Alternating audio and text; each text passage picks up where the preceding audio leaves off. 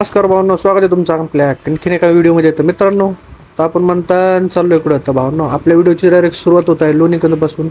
भावनो, आता आलो आपण जवळजवळ शिक्रापूरपर्यंत. तर भावनो, व्हिडिओ काढायचा मुद्दा असा, तर आपण आज चाललोय डायरेक्ट आपल्या गावाला, म्हणजे आपल्या परभणी जिल्ह्यात. तर भावनो, इकडून आता आपल्याला जायचंय डायरेक्ट, पहिलं जायचं संभाजीनगरला.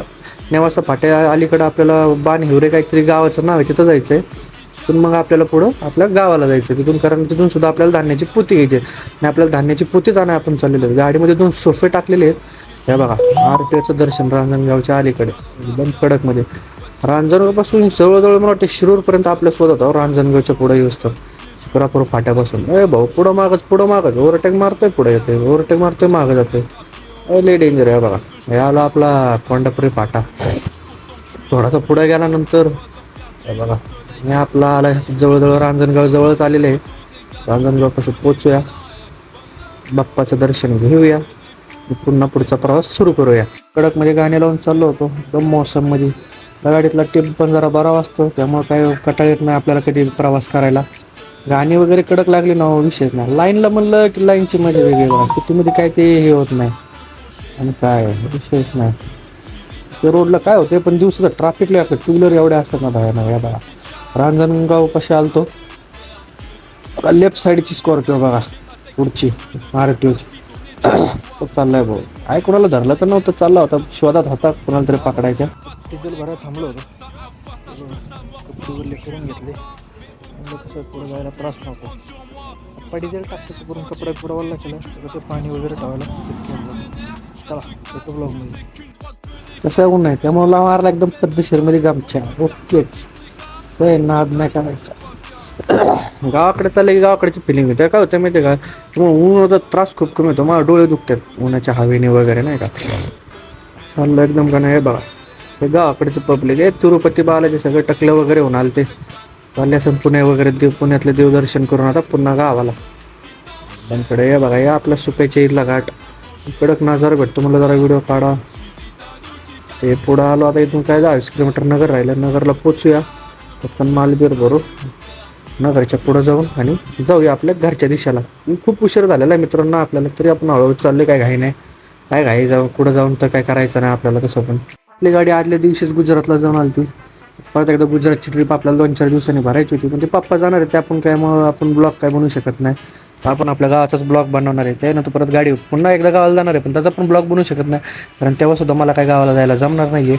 हे बघा, यायला आपलं कामरगाव नगरच्या रोडच्या अलीकडं आलो डायरेक्ट नगरमध्ये. नगरचं थोडंफार आपलं ट्रॅफिक वगैरे दुपारचा टायमिंग होता, एवढं ट्रॅफिक तर वगैरे नसतं. आणि या साईडला तर नसतं. रात्रीचंच थोडंफार जरा कंजेस्टेड होऊन जातं, बाकी काही विषय नाही. म्हणलं जाऊया पटकन. चढलो डायरेक्ट लागायचं होतं संभाजीनगरपाशी. ओके मध्ये.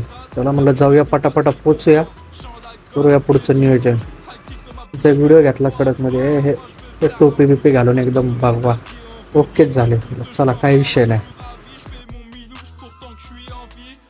वगैरे पास करून झेंडा बघा कसा दिसतो, एकदम मध रोडच्या कसं पडतोय भागवा झेंडा एकदम कडकमध्ये.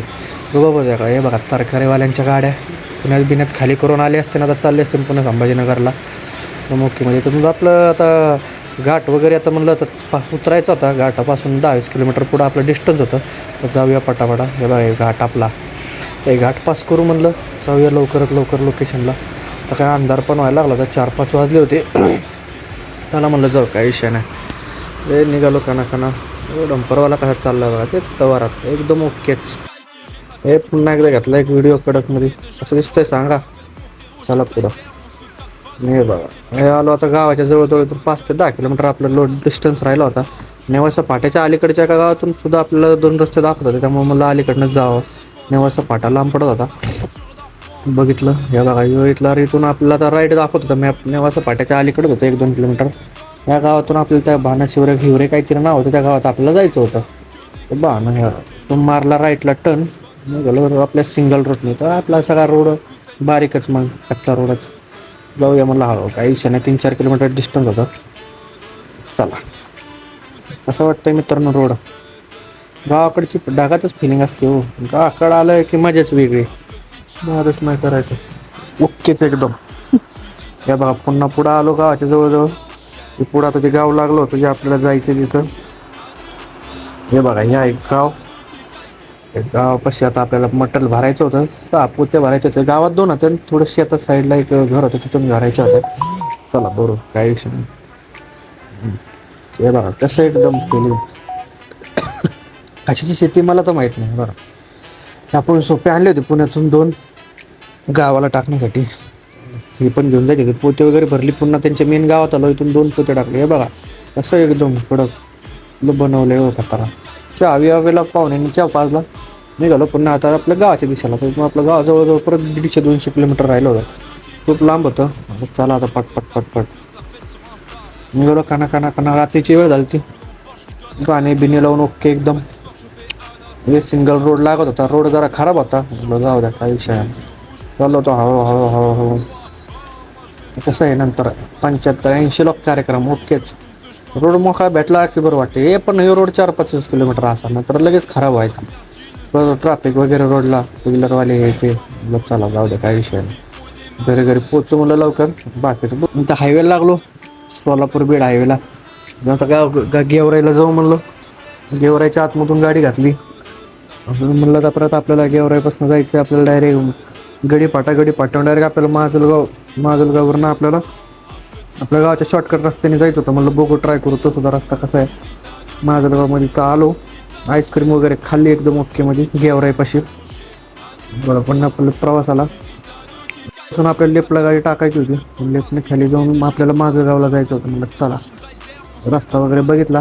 पण काय एवढा पुन्हा पहिल्यांदाच आलेलो आहे कारण अशा रूटने रस्ता वगैरे बघून घेतला. मारली लेफ्टला गाडी. रोड आहे एकदा गडीपाट्या मस्त चहा वगैरे पिला. लागलं पुन्हा आपल्या प्रवासाला. कडचा रस्ता धरला तर एवढा खराब किंवा विचारूच नका. पूर्ण खराब रोड उगाच घेतला असं वाटलं. कसा आहे रोड हे नादच नाही करायचा. 5-10 वैतागून गेलो तो पार. तर मित्रांनो ब्लॉग कसा वाटला कमेंट करून नक्की सांगा.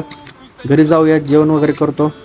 मित्रांनो ब्लॉग कसा वाटला कमेंट करून नक्की सांगा. व्हिडिओ बघण्यासाठी खूप खूप धन्यवाद.